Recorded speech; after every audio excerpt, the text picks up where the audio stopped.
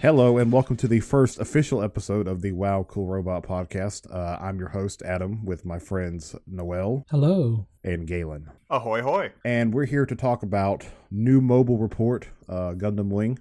As I'm sure many of you know, that Gundam Wing, for a lot of people here in the West, this was their introduction to mecha as a genre, Gundam as a franchise, and for a lot of people, their introduction to anime as a whole. Before we get into the nitty gritty and all the finer details and everything, as a whole, what did we think of it? I thought it was a lot better than I've heard it given credit for. It might just be because I have a bit of experience in Gundam now, but the first I ever heard of it was, who here first saw their first Gundam was Gundam Wing? Yeah! Who agrees that it's a really terrible starting point? Yeah! Yeah, that's that's the same experience I have. Is like I heard like, oh, don't start with Gundam Wing because it might turn you off from Gundam. I do know a few people like that. Not like personally, mind you, just people I follow on like various social medias. Every time they talk about Gundam, they always say that Gundam Wing was their first, and they don't really want to check anything else out because of that. And to a degree, I understand. You do kind of have to go into it understanding that it is a bit goofy. Yeah, but which is what like I did because, you know, for me, I've seen my fair share of Gundam before this. I never started with Wing. Wing doesn't have any personal attachment to me. It started airing on Toonami in like midway through the year 2000, and I was like 5. So Yeah. Yeah, because I didn't really watch any Gundam on Toonami when I was younger. yeah, You basically have to like accept like that the show is cheesy and over the top to like actually like enjoy it. yeah. The most famous scene is right in the opening, and it pretty well sets the stage. Yeah, where Raylina, one of the characters, gives one of our Gundam pilots an invitation to her birthday party. He rips it up. She starts crying.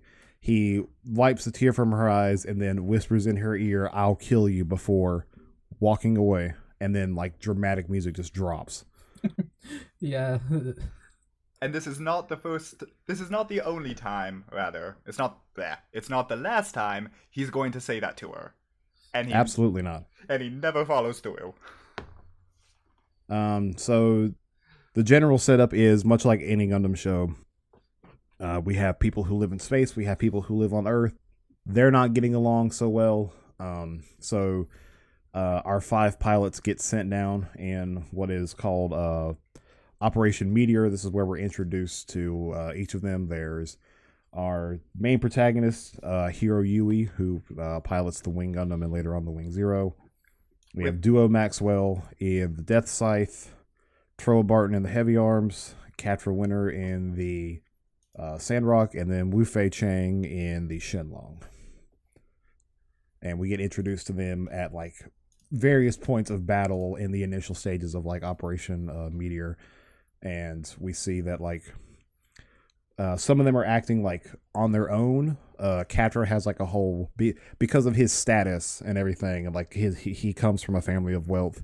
He has like a whole squad of Maganax or Mogwanax, however you want to pronounce it, backing him up. Yeah, they basically like all are like flying solo in the beginning because they don't know each other. They don't know each other, and then they don't really spend a lot of time together as like I thought they would throughout the entire show.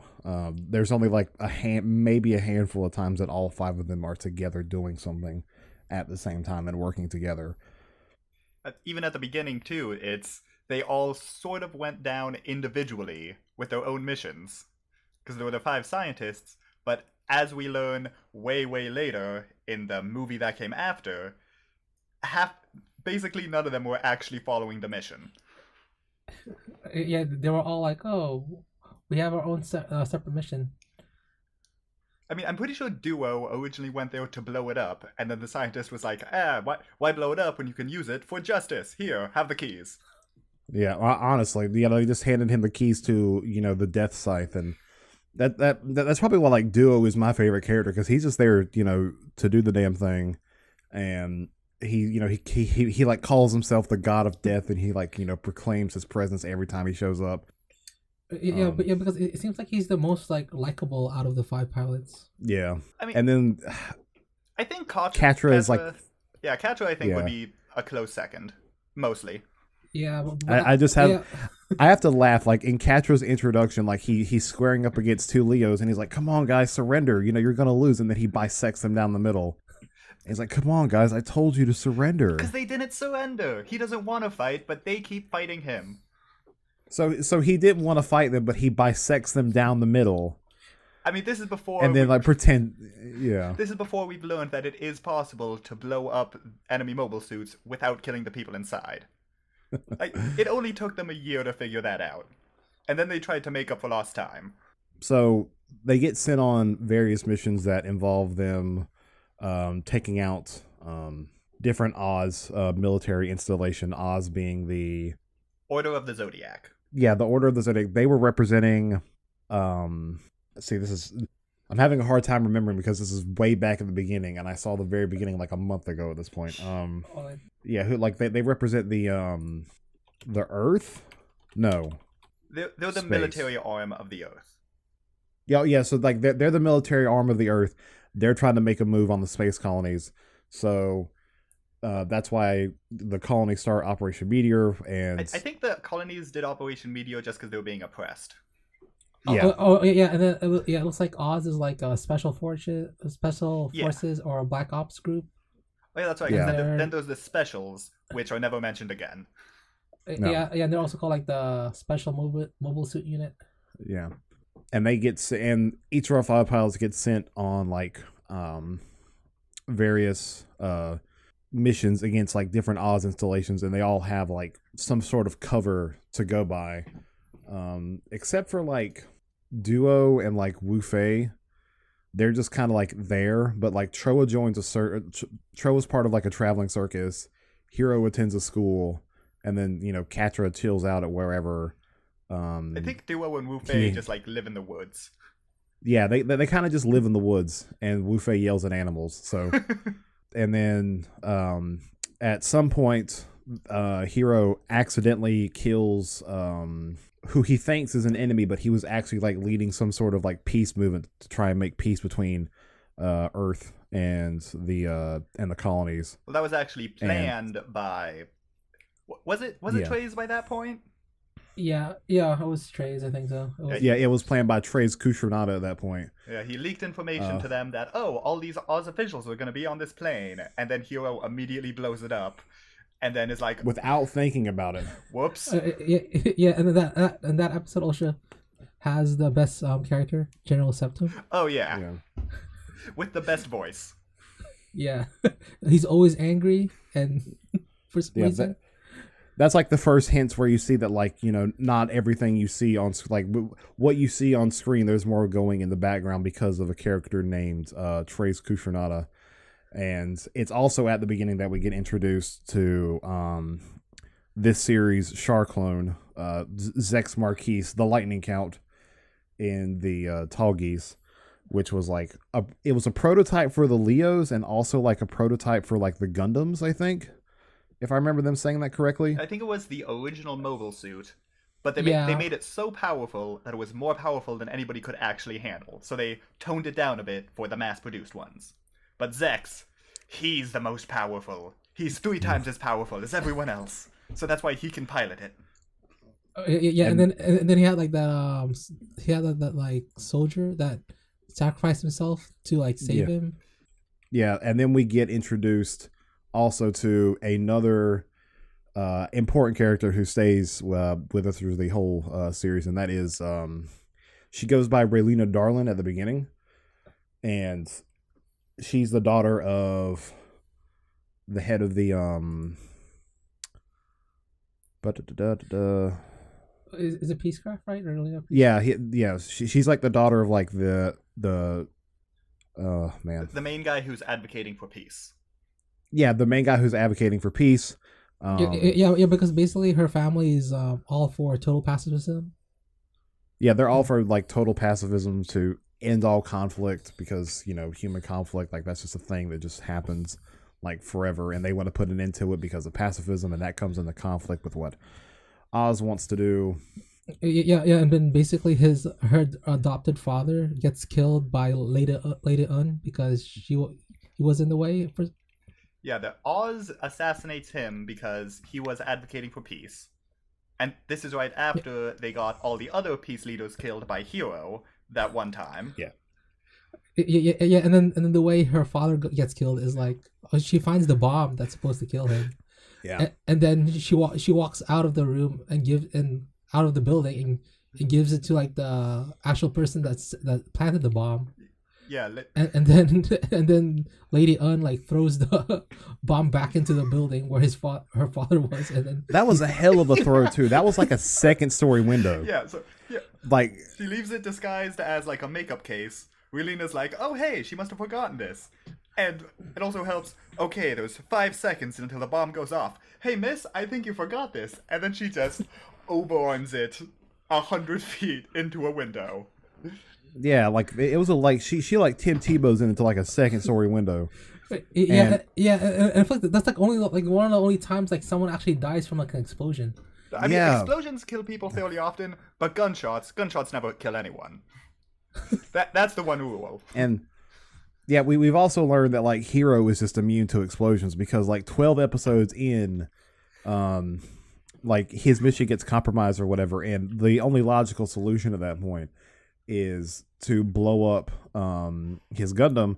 And not only was he standing in the cockpit when the detonation went off, he then proceeds to fall 40 feet onto his ribcage, and he's like unconscious for like an episode. Then he wakes up like perfectly fine after that, and then he does it again. Yeah, I think Hero's superpower is specifically that he can't die from falling, because there's like 4 occasions where he falls 40 feet directly onto his head, mostly after opening up the cockpit, staggering out, and falling all the way down to the ground, which might also explain his total lack of any sort of emotion, because I'm pretty sure he has had trauma. Yeah, he has like no sense of self-preservation whatsoever. Yeah, because I think he's basically like full on child soldier. All he has in his mind is to complete the mission. Yeah, that's something they mention in Endless Waltz.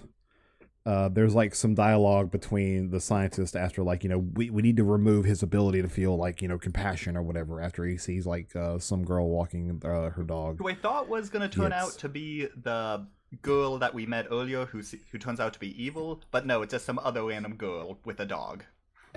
Yeah, and then the girl and the dog die immediately. In that flashback. Yeah. What?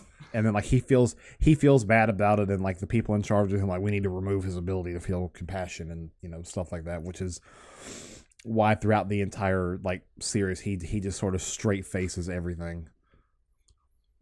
Oh yeah, and then another episode, like it's like 2 episodes later, is like it was like Sylvia, like the guy that it was like the granddaughter of the guy that Hero killed on that plane a few episodes ago.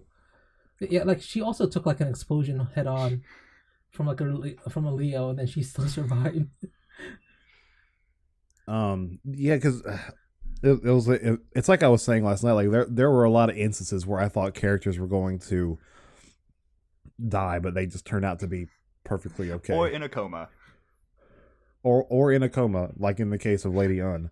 And that leads into that happens after everyone goes to after Hero screws up, everybody goes to space, and everybody self detonates. That's the other important thing. Yeah, this is where we sort of get like the mid-season upgrade for you know, which is like, you know, typical in a lot of Gundam shows halfway through. Yeah, but I feel after they go to space, like the series kind of stalls a bit because like with like the period between like when they get to space and then like when the story picks back up again, it feels like it drags a lot, like between then and then, and I had a hard time watching that part because it everything just kind of dragged. It was a lot of characters like sort of going through their own personal you know, self-reflection arcs and everything. Everybody just sort of gets their 3-episode character arc where their Gundam's destroyed and they're really sad, and then they eventually all make their way back to Earth. Well, so when they're taking off to go to space, if I remember correctly, Duo and Wu Fei managed to get their Gundams on board a shuttle and take them up to space. Catra is like holding the line while they do that, and he decides to self-detonate Sandrock before getting in his own shuttle and going up there. And then once they get there, Duo is he witnesses like the destruction of Death Sight like on screen in a colony because he left it floating in space. And then Wu Fei gets overpowered, and then they get introduced to the scientists who were responsible for the creation of them, and then they all get like their upgraded versions. Well, you also have to mention that then they meet Troa, who joined Oz in disguise, and they are just the masters of background checks. We need somebody who can pilot this new mobile suit we're developing. Wow, look at this kid. He's as talented as a Gundam pilot. You think he might have been one of those Gundam pilots we were after? Nah, let's give him all the authority we possibly can. Yeah. Oh, hey, we captured an actual Gundam pilot. Okay, give him his own mobile suit, but in case he tries to betray us, give the emergency stop button to this guy named Troa, who we definitely trust. He seems like a real bang-up guy. Yeah, another big plot point in the series is that Oz is like they're doing their like, you know, conquest with it's also worth mentioning at this point that because when Hero blew up the craft that was carrying all of the peace leaders on it, Oz then used that as like sort of ammunition against them and turned the colonies against them. So that's why. So they obviously went into hiding when they went into space. Yeah, and then basically like Lady Un was like basically the diplomat that was trying to bridge the alliance and Oz. Oz and the colonies together during that section. Yeah, so Troa is now secretly working for Oz. They've captured Duo and Hero, who are now under his jurisdiction. Wu Fei is off being sexist somewhere, and then we have Catra and his story arc where we meet his dad. Well, we meet his dad. Yeah. Yeah, there's like a whole little arc where like Catra sees his dad again for like the first time in forever, and then his father gets killed. And then Catra goes on a big tear, like, "Oh, I need to blow up the colonies or whatever." This is the first of many instances of like people switching sides or switching motivations. I also want to comment when we meet Papa Catra that he has one of my favorite sassy lines in the entire series. No, Father, we shouldn't fight, son. But Father, I'm fighting to end the war. Oh, and has the war ended yet? and then his solution to, oh, we don't need to fight, is he's now going to steal the asteroid base and drive it away and then get shot to death and die in a fire. Which presumably nobody else was on that asteroid base, which we'll touch on later. So, another big point, like a big plot point is that they're developing these mobile dolls, and mobile dolls are like, you know, mobile suits that are being piloted like with a computer that have like a quicker reaction time, and you can just point them at anything and they'll do it. And that ends up becoming a problem. And then they also develop the Mercurius and the Vaiete by those were developed by the scientists who created the Gundams, and they were meant to be on their same power level so they could stop them. And then when the whole thing happens where Troa has Hero and Duo under his jurisdiction, he like tells them to pilot that, and they pilot the Mercurius and the Vaiete against Catra. Catra is like in the Wing Zero system at this point. He's piloting like the upgraded Wing Zero that has like the Zero system. I don't think it's upgraded because the Wing shows up again. This is just another mobile suit that they had stored somewhere that they didn't want to use because it's too dangerous. Because of the Zero system, and we'll touch on that later. And when that happens, they manage to stop Catra, but not before Catra like blows causes up. Troa's suit to blow up.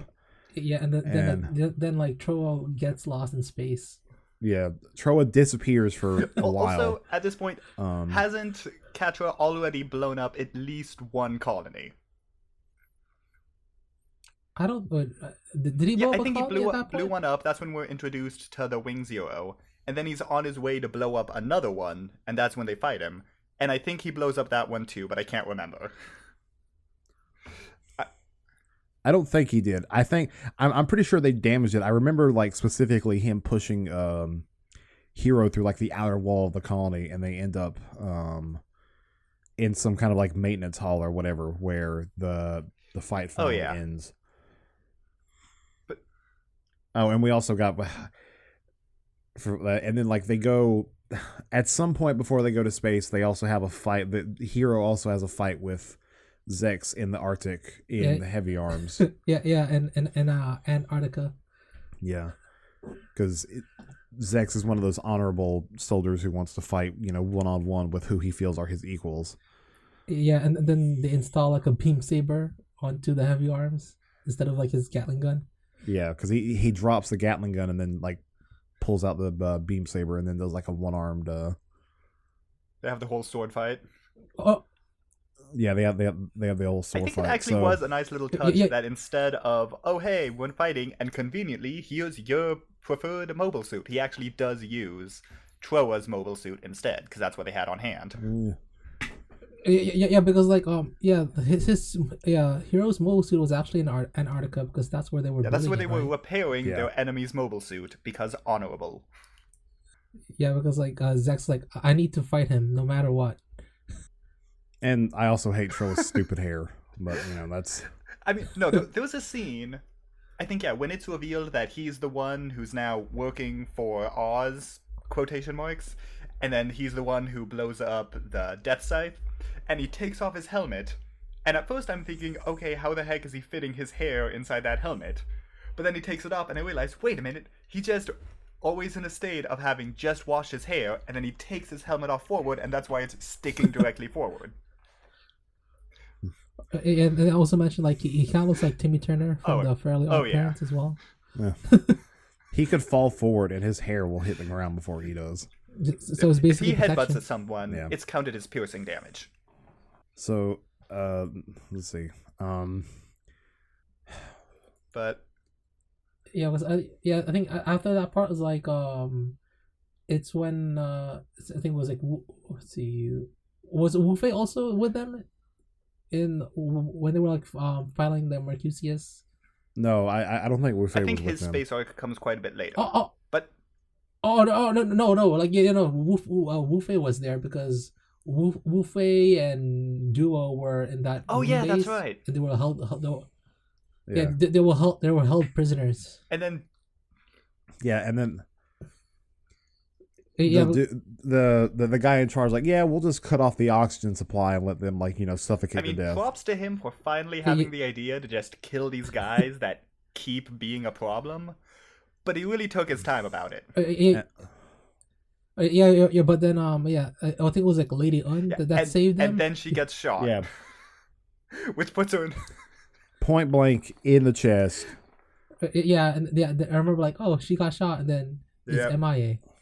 Yeah, she's in. Like, I figured she would probably come back in some capacity because her and Trey's were, we also need to note to comment. Speaking of Lady Un and people getting shot, I don't think we've listed the second most iconic scene from this entire series after the whole "rip up the letter, I'll kill you" incident. When General Septim gets pushed out of the airplane, and she manages to put a bullet between his eye after he's between his eyes after he's fallen out of the airplane. Feet, yes.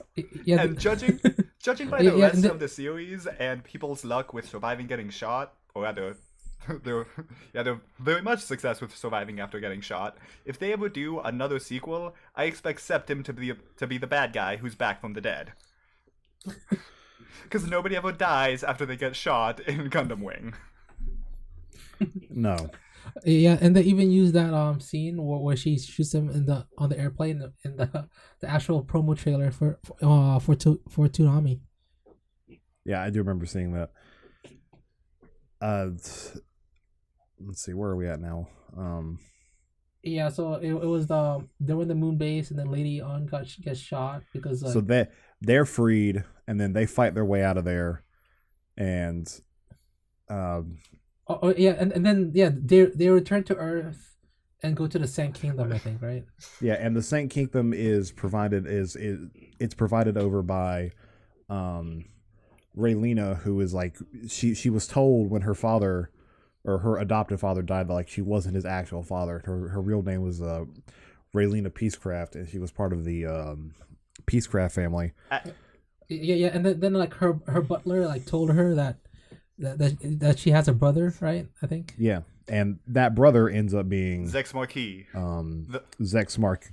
Yeah, whose real name is Miliardo Peacecraft. Yeah.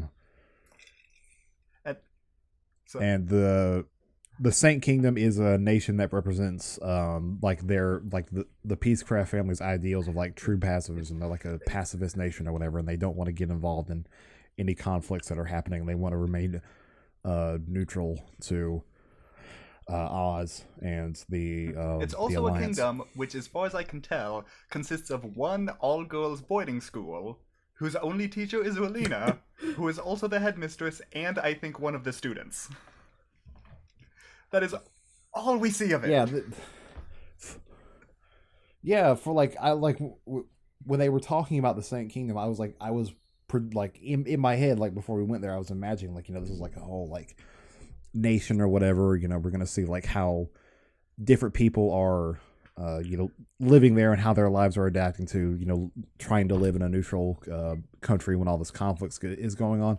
And then we get there, and then like you said, it's like some houses and an all-girls boarding school where Raylena is like doing like 6 different jobs at the same time. Yeah, and then like another like character is introduced there as well, like Dorothy. She's great. Dorothy, who is she was the daughter or granddaughter of the Rockefeller Foundation. Yeah, and see, this is where it gets confusing because now we have like Oz, the Alliance, the Rockefeller Foundation, and I think at this point the Trace faction starts showing up as well. And that sort of leads into one of my main complaints about Wing, is that there are too many factions and there are too many instances of like characters defecting to each one of the others for often at times surface level reasons, and it keeps it hard to keep up with for a while. Who's doing what and why, who are doing whatever, because and another thing too is like a lot of characters just disappear for like episodes at a time. That's sort of the weakness of having 5 main characters that all get quite a bit of focus. Like, I appreciate how they all have their various interactions, and like we said, I don't think it's until the very end that they are all 5 in one place. Yeah. Because I believe I think they had like a hard time trying to find a way to have all of them in the same place. Yeah. So there is the Saint Kingdom. Raylena wants the Saint Kingdom to be neutral to everything that's going on, and Catra and Hero are the first to show up, and we're like, yeah, we agree with that or whatever. But then like, they try to take in refugees from the Alliance who are being hunted down by Oz, and Oz sort of uses that as their way in to figure out where they at, and then there's like a whole big battle that happens there. I actually like how it's very obvious that Oz is herding them in so then it can chase them into the country and have the reason, and they have the audacity to call them up like, oh, you should be worried about these people that you're bringing in as refugees. Why should we? Well, you never know. They might have some ulterior motive for coming into your country. Hangs up. All right, lads, let's go blow up the town. Yay! Yeah. Noin is there as well. Have we introduced Noin yet? No, I don't think we have. I have completely forgot. I have completely forgotten about Noin. She is the primary love interest female character for Zex, because each character gets one. Yes. Yeah. And then she's basically like his right hand man. Yeah, they work Yeah. together. They do a lot of stuff together. Yeah, and then basically like the first like Gundam pilot that she meets is Wu Fei, Yes. and then I remember, and then she like their basic their interaction is like she 'Cause he's a shows like kid. mercy against Wu Fei, and then he in turn like blows up like kills like both of her like subordinates like He mobile kills all of suits, her men. and then says like and then There's she- also since we're introducing like Noi and finally, there's also the lady who was in charge of like the resistance movement on Earth or Sally whatever. Her Poe. name's like Sally. Yeah, Sally Poe, and yeah, and then that was also the person that like Wu Fei met, right? Like when he was like down from losing Oh, yeah. from yeah, Trays. and then Wu Fei has this whole spiel about like what like you're so weak. Why are you fighting? Weak people like you shouldn't fight or whatever. Oh, yeah, and then like he doesn't I like think he bleeding also hearts makes or a something very like that. like when Yeah. he first meets dang it. When he first meets Noin at the beginning, he also makes a big point like, haha, you're weak because you're a woman. Because he's just kind of casually sexist to everyone. Yeah. And then he has there's also like an instance where like he takes the Shin, they're fighting outside like some mansion or whatever that has trays in it, and he like smashes the window with the Shin Long's arm, and he jumps out and has like a sword fight with Trays, and it ends up being a draw, and Trays is like, I'll fight you again someday, and we'll It see wasn't who a the real draw. winner Trays is. completely won. And see, okay, it- yeah, yeah. that's the part I forget. Yeah, and Trays basically like spares him, and then like Wu Fei is like down because he lost, and then like goes down into the ocean. So, Yeah, that's another thing too. A lot of like really powerful mobile suits just get dropped in the Yeah. ocean, only to be found later. So the Saint Kingdom gets attacked, and then what happens the after Saint that? Kingdom gets attacked.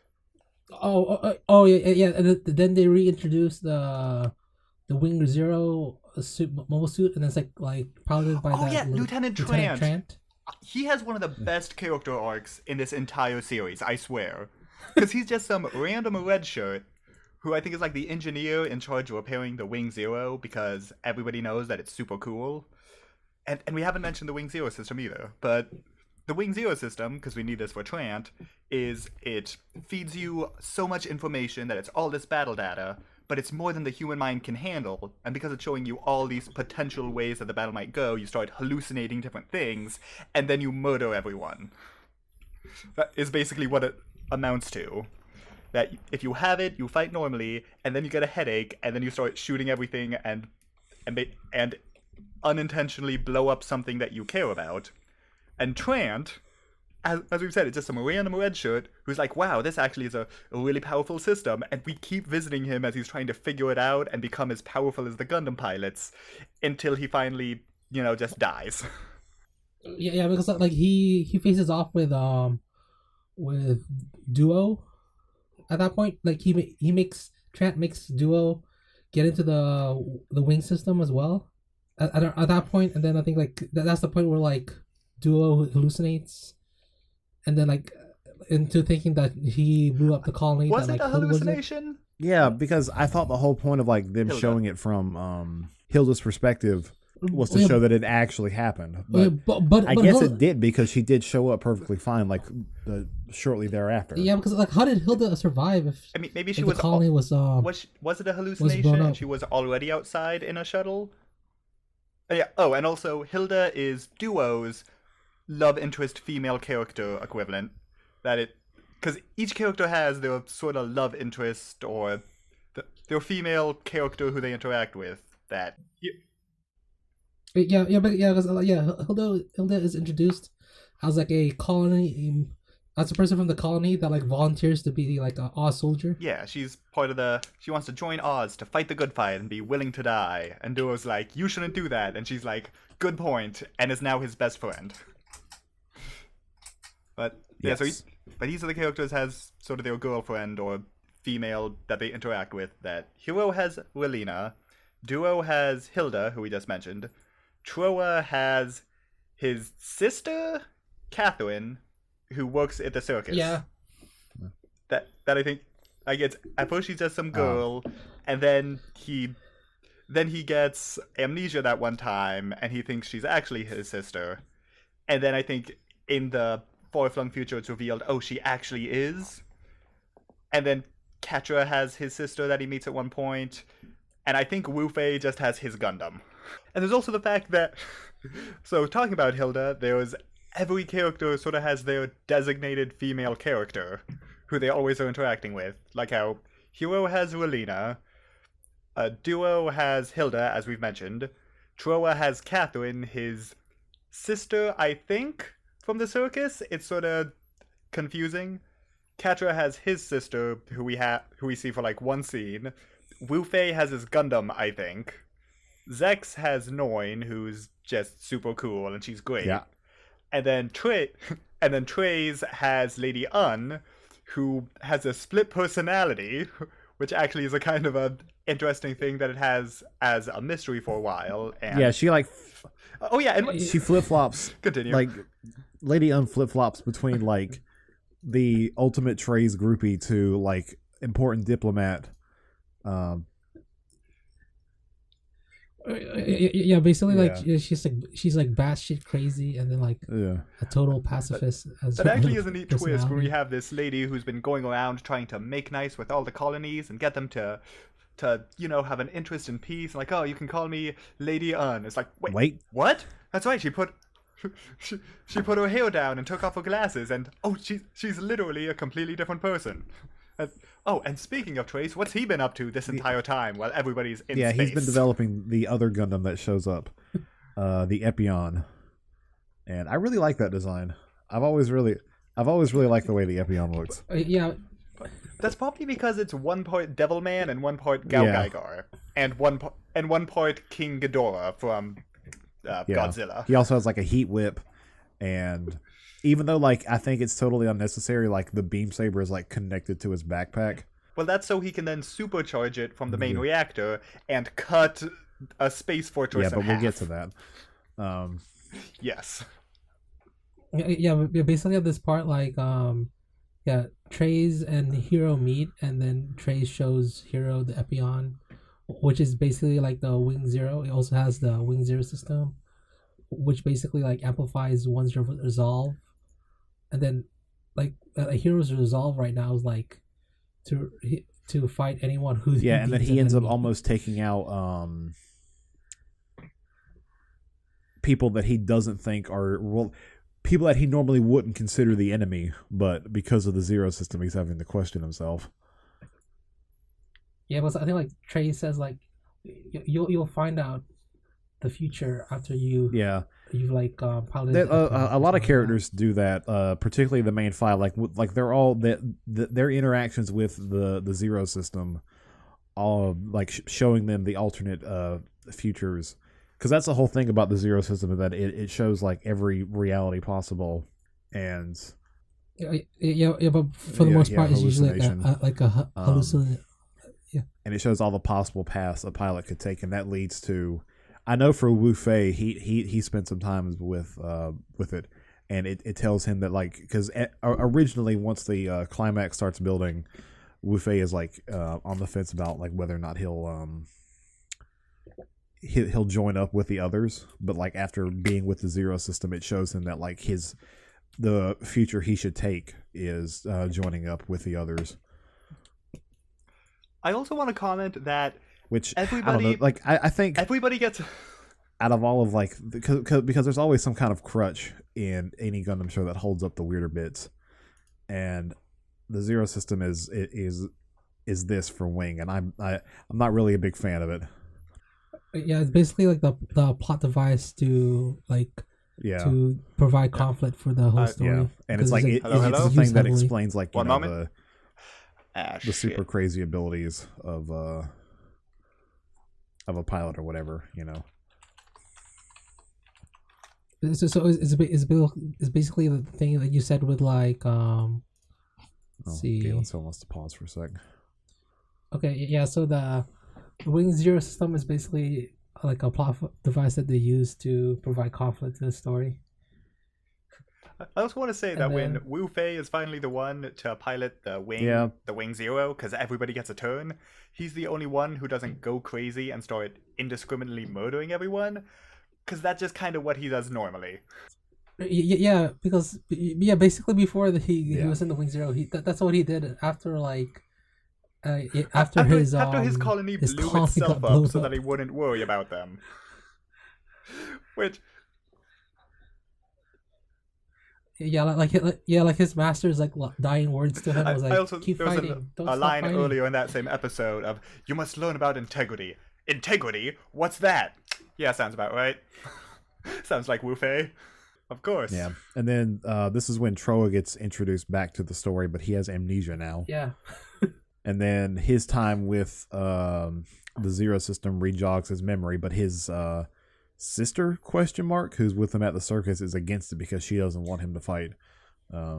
She wants him to just like be with them, and then the colony they're at comes under attack, and I think it's like if he goes, or like if they retaliate, they'll blow it up, Then but not really. around this time as well is when Relena like surrenders herself to the Romofeller Foundation to uphold her like ideals of total pacifism, because the only option she had was like have the Gundam fight for her, and she didn't want that. Yeah. And then eventually the whole like it all forms. They form like the United Earth, like the world nation, like dissolving the boundaries of all countries on. Yeah, and then around this time also like Earth. the White Fang starts is formed around this time as well. Yeah.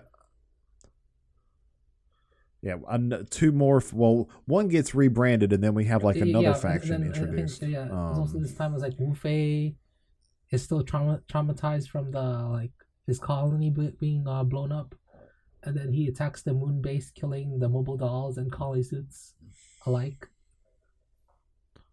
Yeah, he like this is like the third emotional rampage like Gundam pilot goes through in the show. Yeah. And it turns out that our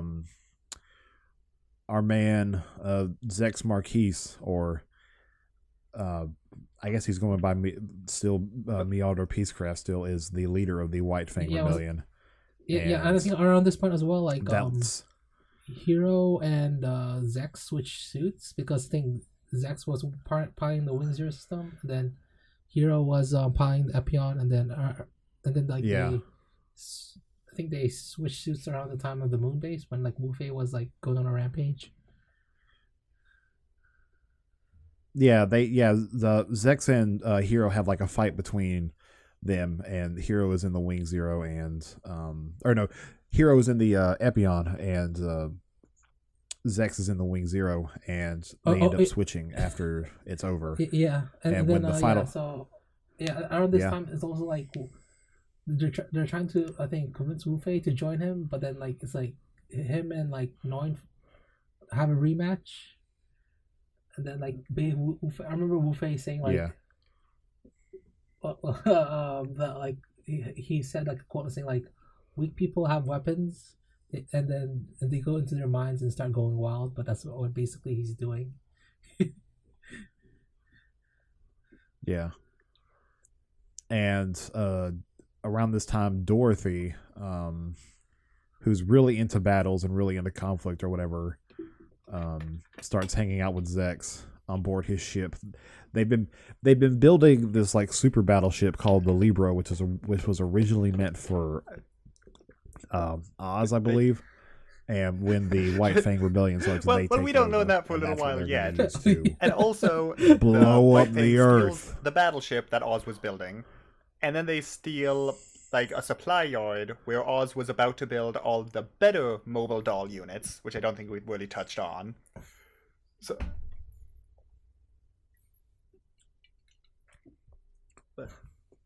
yeah, the better mobile doll units, they were based on like those ones we've been meeting for a while. Mercurius These and are the Vaiete, and they were uploaded with the plus the data of all the them. Gundam pilots. So too. now so it's also at this point, now that the White Fang has taken over and Zex is in charge, and we find his mission is to destroy the Earth, because if the Earth is where the problems originate. So now we've gone from the Earth is being a dick to the colonies, so the colonies send the Gundams to fight the Earth. Now all the Gundams are on the Earth, and the colonies are being a dick to Earth, so that they're going from the Earth to fight the colonies. And it's a complete 180.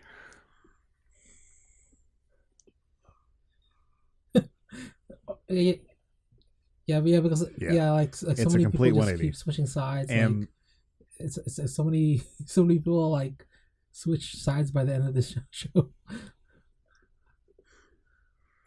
Yeah, and they sort of just dissolve it all into like the United Earth Nation versus the White Fang and then the White Army, Fang, basically those like and four.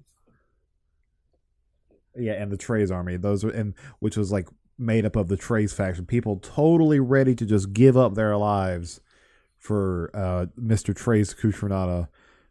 There was a really funny instance that I thought was kind of hilarious where Hero was like being overwhelmed and he's like, shit, they might have me. And then in come all these dudes on Leos flying in and like, for Treys, and then they blow themselves up. Kills all the guys who were attacking Treys, and then he kills all the guys who were there shouting for Treys, and they're like, oh hey, sweet, he's on our side, and Hero just slaughters them all. I'm like, man, Treys, what a great boss. Yeah, and Treys shows up with the Tallgeese 2, and he wants to fight Zex one-on-one, but Zex declines. Saying, I'm just going to shoot my big laser at the Earth. They think that he's going to shoot a colony with it, but he misses it completely and hits the Earth, and that's when they realize that the Earth is their actual... when he did that, I was like, what are you doing? Yeah. Yeah. Because Zek's whole thing is like, I'm going to have a war so bad no one's ever going to want to fight a war again. Queen of all which is the stupidest thing I've ever heard in my life. Yeah. I think around that part also, like, because like she gave herself up. Like, Hero, like, for a second thought of like, now I gotta kill her again. because he believes that like, because she's given herself up, that she's just gonna betray everything. He's like, oh, I guess I got to kill her now. And then, like, while she's giving the speech about, like, the United Earth Nation was like, and everything. It will eliminate the fate. But they bring her in as a figurehead after they capture her. And then the one guy who's trying to take over power is like, aha, you're the figurehead. But anyway, now here's what we're going to do. And everybody else says, oh, you know what? Let's actually listen to what she wants to do. And she says, let's go full pacifism. And they're all like, okay, cool. And then she wins. And so now the Earth is completely at peace, and then in comes Zex saying, oh no, we can only have peace after we blow up the Earth. Yeah, and then they just do that. And then the guy who tried to bring her in as the figurehead is... because the Earth is the source of all problems. He's the one who's the grandfather of Dorothy. And I'm not sure if she intentionally sends him to space to get killed, but she might have. And that's when then he's out of the story. Like, as soon as there was a new bad guy, the leader of the previous bad guys gets killed off.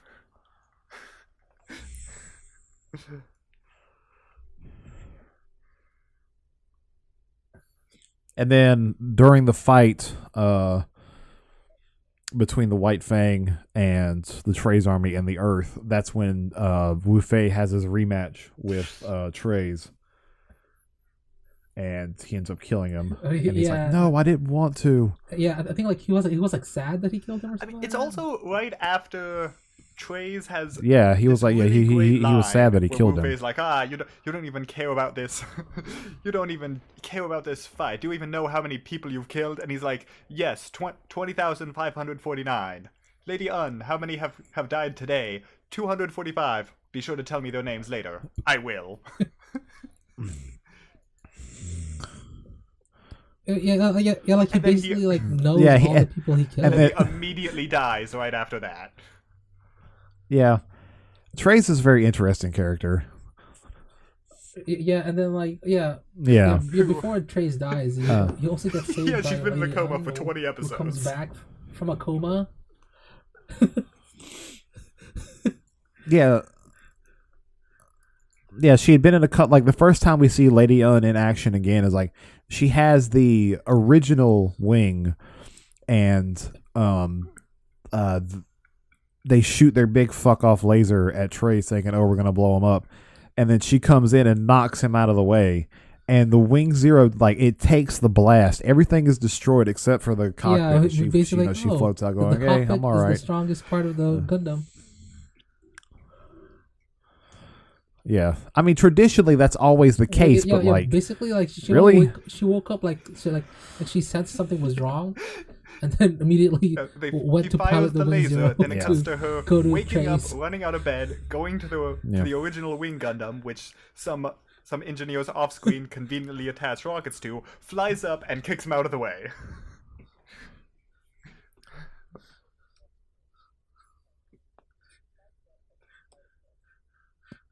Yeah, that was another instance of like I felt like a character was going that's a point when they should have like died, only for like something to save them or for like somebody to suddenly change their minds and like it not happen. And then the spaceship that the 5 Gundam pilots were using as like a base of operations, they ram into the space battleship that Zex wants to blow up the Earth with, and now they're sort of like falling, but they're being sucked in by the Earth's gravity, and if they hit the ground, it'll basically blanket out the sun and like start a new ice age, and that's not good, obviously. So the plan is like try to blow it up in atmosphere so it burns up,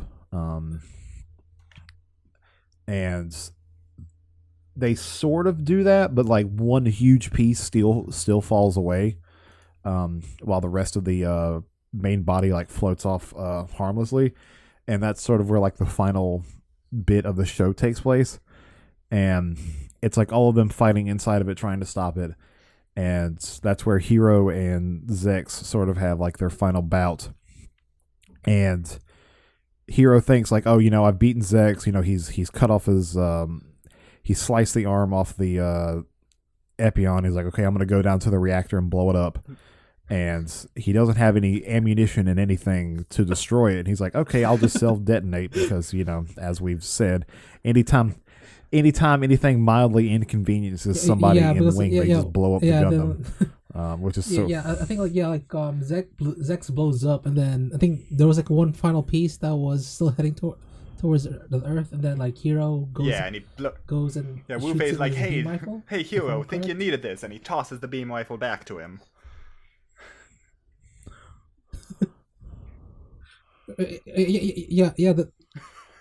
Yeah, and then he blows it up, and like as far as we know at this point, Zex was at ground zero of a reactor explosion. He should be dead. So when he blew himself up, I was like, I mean, he got there's still a he movie, got blown up, so but also technically he was alive. shot by Hero, and as we all know, and then we move, nobody ever dies from getting shot in Gundam Wing.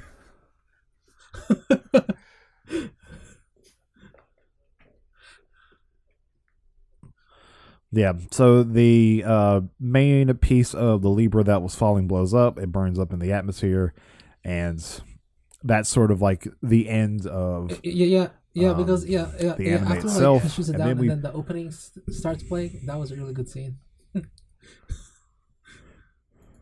Yeah, I like that. That's something I want to touch on since you mentioned the opening playing. The music in Wing, I enjoyed it a lot. Even if some parts were overplayed too much. That song Mission Accomplished just plays when their mission isn't even is far from being accomplished. Yeah. So then we move into the sort of like continuation. The sequel is a movie called Endless Waltz, and it takes place a year after the events of the show, and all the protagonists are going, we don't really need our Gundams anymore, so let's just blow them up. Firing them into the sun, shoving them to the and moon. at the very end of the movie, they do actually self-detonate them all, at which point I realized, why did they bother firing them into the sun? Like, the most obvious thing is to self-detonate.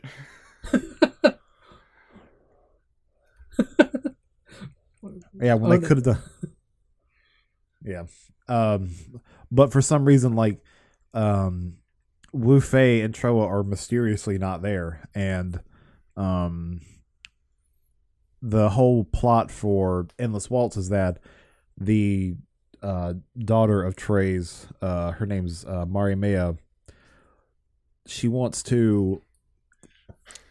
She like kidnaps Raylina while she's at like some sort of like conference by drugging her, and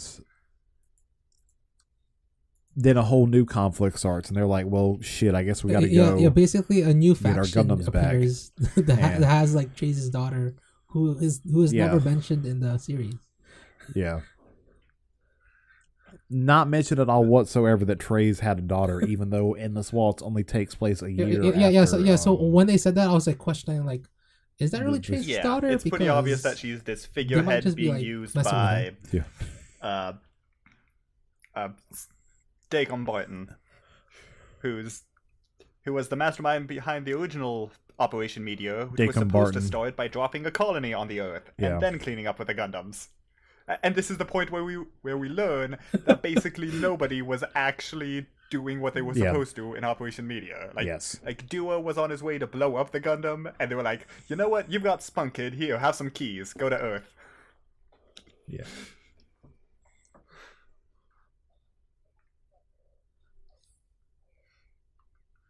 Yeah, and the final fight is between like the Gundam pilots, Noin, Zex, who is still alive. You know? Like that's like he has the most pot armor in this series.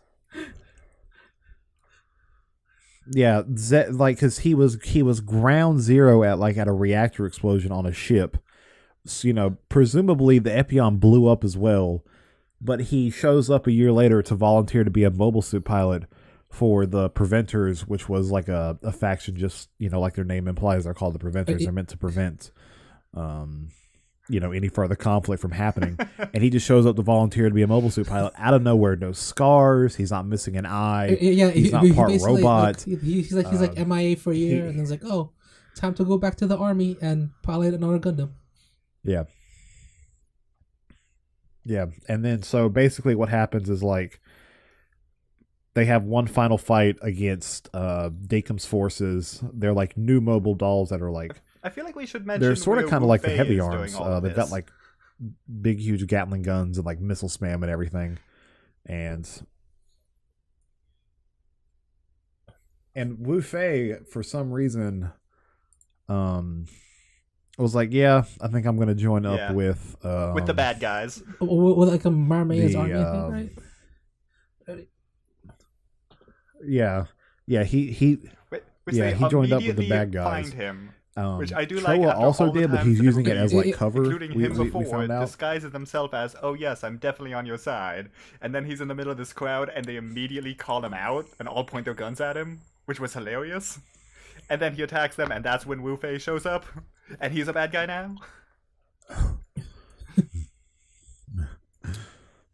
Yeah, because like I think Wu Fei's whole argument in this in Endless Waltz is that like they're about to achieve their like ideal peace, and then so and all he's ever known is being a child soldier. And then so once like peace has been realized, then like he feels like he feels like he's gonna be discarded, and he has no purpose. And has no purpose and doesn't know what to do. Yeah.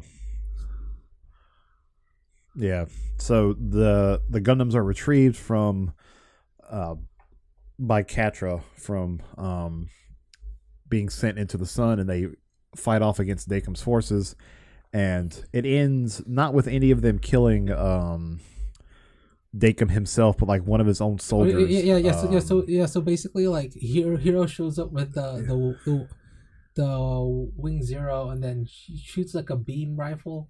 His beam rifle like a couple of times after like defense. Oh yeah, and Relina's there. Yeah, she's been kidnapped. They're in like a bunker underground, I think. And then she convinces Naomiya that hey, war is bad, and Dakum is like, how dare you? So he goes to shoot her, to shoot Relina, and then Naomiya, who's like 2 feet shorter than Relina, throws herself in front of her and somehow gets shot by Dakum instead. And he's like, aha, we don't need her, we could just make another one. At which point one of his own men shoots him, because they finally figured out that he's a huge asshole. Yeah. Yeah. Because again, this is Wing Zero. Mari this ends is up Gundam Wing, being and she fine, got and shot. she gets taken Yeah, care of by right. Lady Un. Yeah. For a second, when I thought like she got shot, like she's dead. We can and then, still like, save her. Then the next scene is like, oh, she's alive. Yeah. Yeah, like in the end credits, they show her with. At the end credits, they show her with in a wheelchair with Lady Un, which I guess makes sense because Lady Un was all about Trey's, calling him His Excellency. So it would make sense that she would want to look after his daughter. It's also worth mentioning that in Endless Waltz, all of the Gundams have a redesign. These redesigns aren't like an upgrade or anything; they're just retcons from the original anime. They show at the beginning of Endless Waltz, they show the final few episodes of the fight in space, and they're all in their Endless Waltz for a second, I went into this movie thinking like, oh, they're gonna explain all these redesigns, and then I go, nope, it's just a retcon. Yeah, I figured the redesigns would be an upgrade. Because from where they were when the anime ended, because there's some new conflict with some new powerful like mobile doll units or whatever, and they needed to be upgraded. But no, it's basically just because they just like retcon the designs. after the series, like they achieved technically peace, and then they were basically gonna destroy the Gundams. So there was really no point and to also like, the upgrade that would be a whole other arc. And within that, and they already have so much stuff that they're fitting into this one movie. So like, this movie is like 3 episodes long essentially, and the whole rest of this series, it's 49 episodes, so it has so much stuff and it takes so long that I was watching this movie and it's like, man, this is just stuff keeps happening. This is friggin' breakneck speed.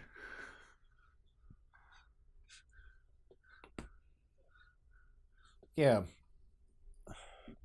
My whole thing with Endless Waltz is like I like the designs, but like I feel like there was a lot of build up for stuff that got resolved very quickly. Like, and also like when the Wing Zero is being shot into the sun, it's basically like its wings are its pod. Yeah.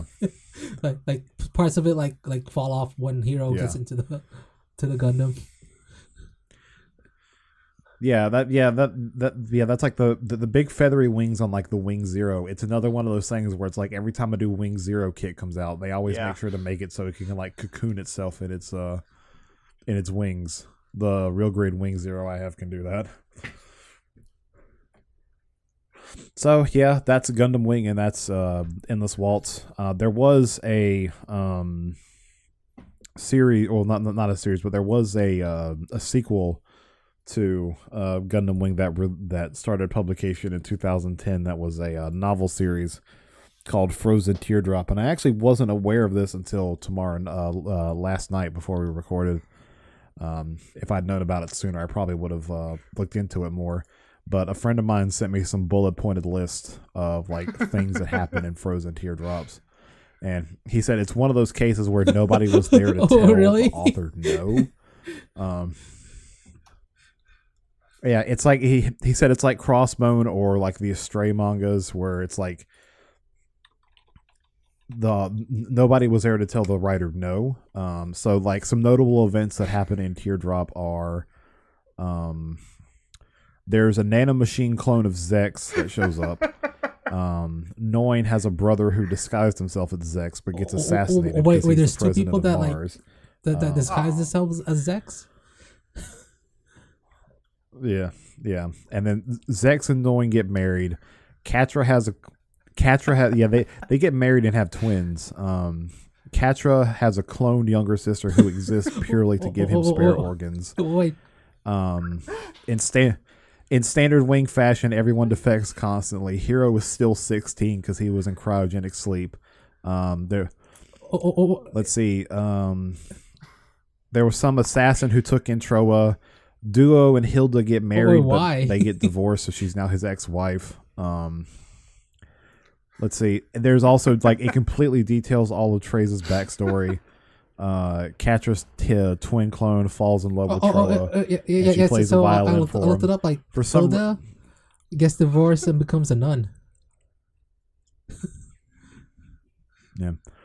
Dorothy becomes president of Earth. Wait, Relena marries Hero at the 16, end. right? And then sure Relena Relena like was what? Frozen too. Yeah. Yes, I just looked it up, and yes, she was also Was frozen. she frozen as well? I don't know. It would be weird if like it's like 20 years later and then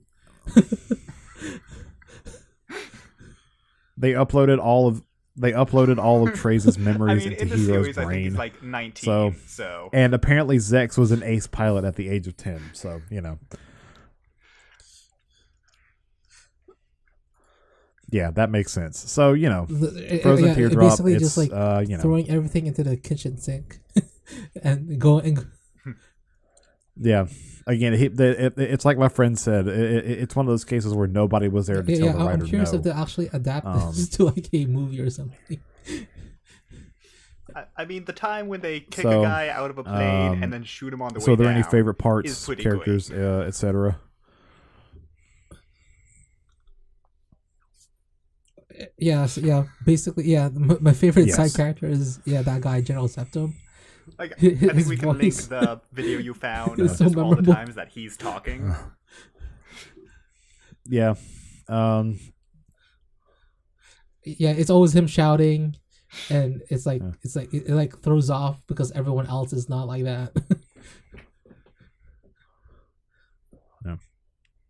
Knowing's so cool. I'd say probably like my favorite pilot out of the 5 is Duo, and I really enjoyed Noin anytime she was on screen. Yeah. Noin was a really cool character, and I liked Zex up until the point where he kind of just before goes he went crazy. I was thinking like Zex would be my favorite character, but then like I was like, oh wait, what? You're doing that now? What was your favorite and least favorite mobile suit even designs? before watching Gundam Wing, my favorite design was like the Gundam Ultron or Nataku from the Endless Waltz, like it was like Wu Fei's Gundam suit. Yeah, Shenlong. It becomes I think that's my favorite. Then after watching Wing, I think I like the Toggies as well. Yeah, and then I think my least favorite pilot would have to be such a jerk to everyone. Yeah. Oh. Yeah. I like all 5 of them.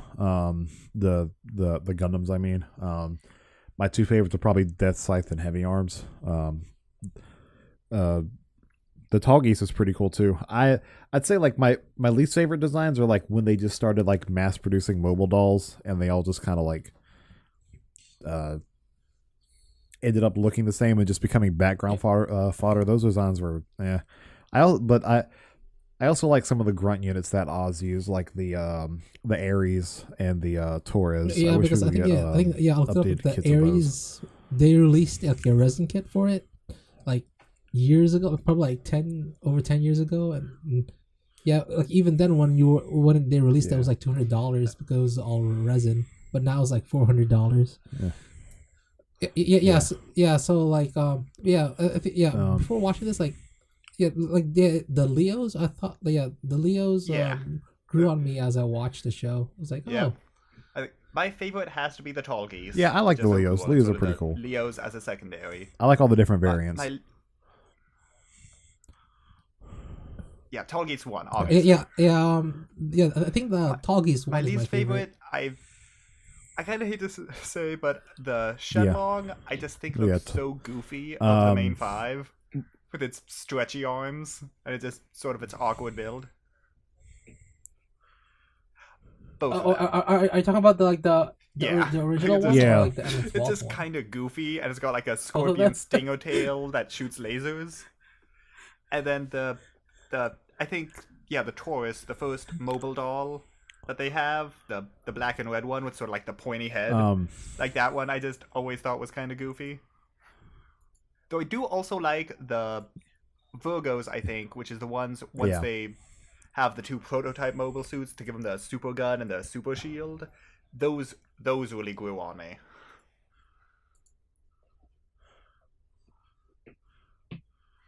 Yeah. Well, you mentioned before how it really slows down when they all go to So, space. are there any parts about the show that you didn't like? Yeah, and then yeah. My main complaints are like I think some of the characters are kind of weak. I don't like that there's just like this explosion of like multiple different factions and people constantly defecting from one to the other. Yeah. Those are probably my 2 factions, biggest and then complaints. The way Zex like in the end like flips and like reasons There's also like, the oh, I entire need to arc pull up when we the finally get to the same Earth kingdom to save the Earth. and it's like 6 or 7 straight episodes of Yeah. we won't fight, we believe in total pacifism and that's how we'll have peace. And I'm shouting at the TV, well, yeah, what happens if somebody attacks you though? And then after those 7 episodes, somebody attacks them and they're like, wow, now that I think about it, maybe refusing to attack no matter what might just result in our entire kingdom getting burned down. Yeah. Oh wait, did we ever mention that Trey's whole plan was he supported total pacifism? Like before he died, he said like, "Oh, yeah, I supported total pacifism all along." Just, Yeah, like right before he died. I feel like So if what? you go So into it knowing that it's how are we pretty feeling on silly and you recommendations? Would can't you really recommend take it this to somebody seriously, who hasn't seen it? then maybe yeah. I'd say yes, knowing what it is, but honestly as an intro to Gundam and the whole war is hell, wow, cool robot, it's much more on the cool robot side of things.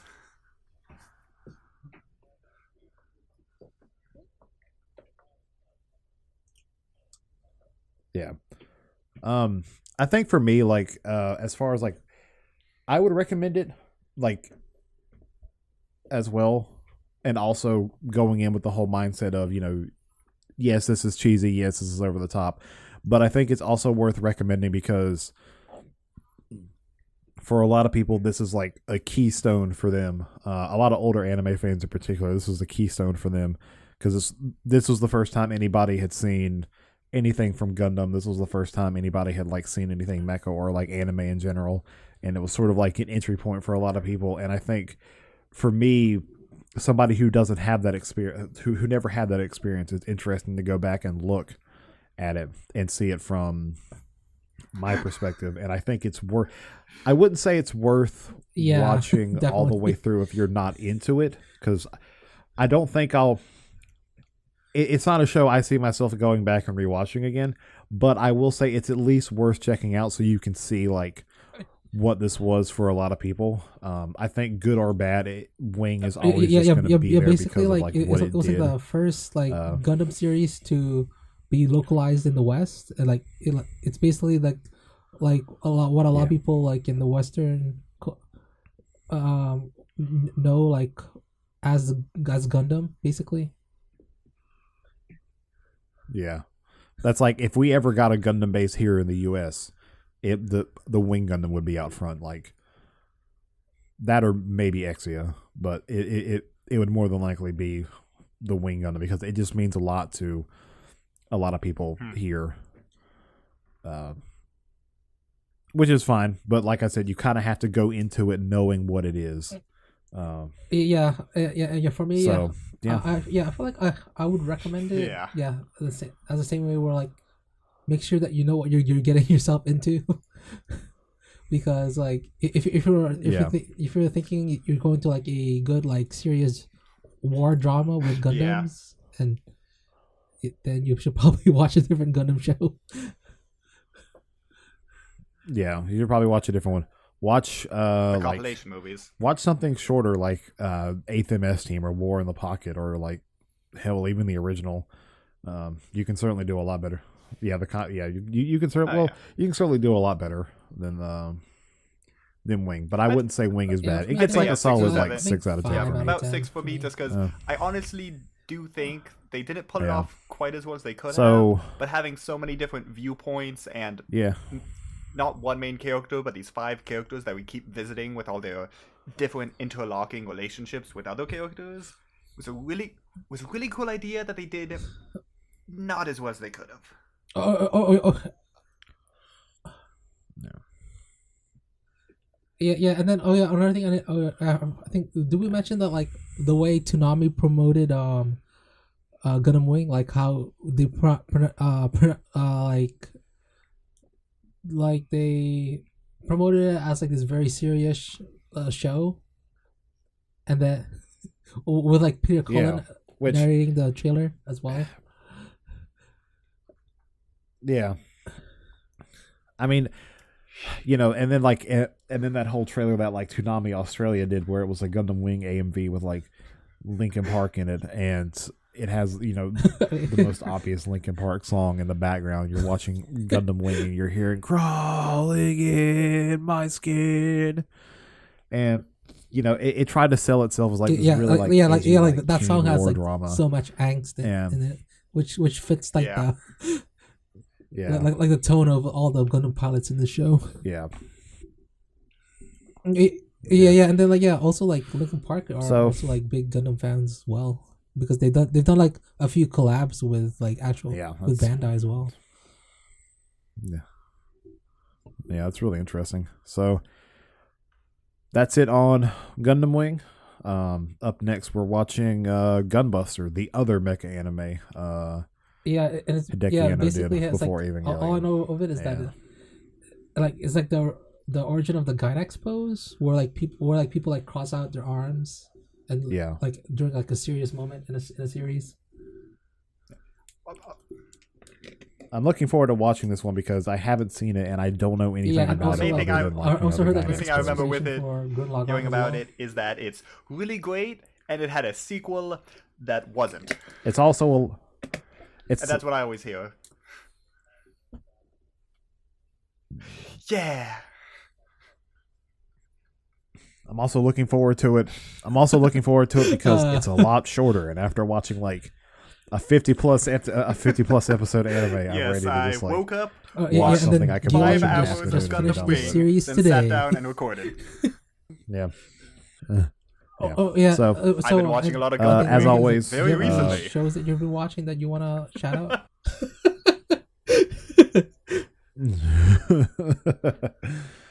But like trying to get through all of Gundam Wing Oh, for the podcast, I haven't really had time to watch anything else. But hopefully, since Gunbuster is shorter, I'll have a different answer for that.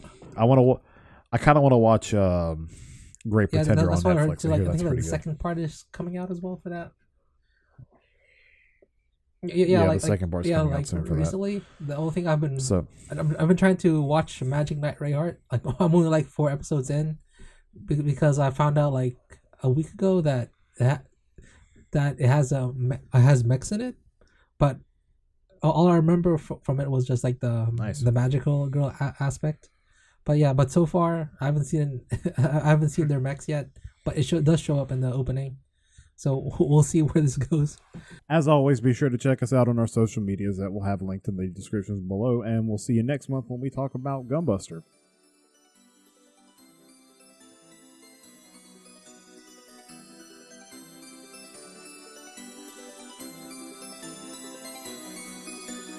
I feel your love reflection 見つめ返す瞳に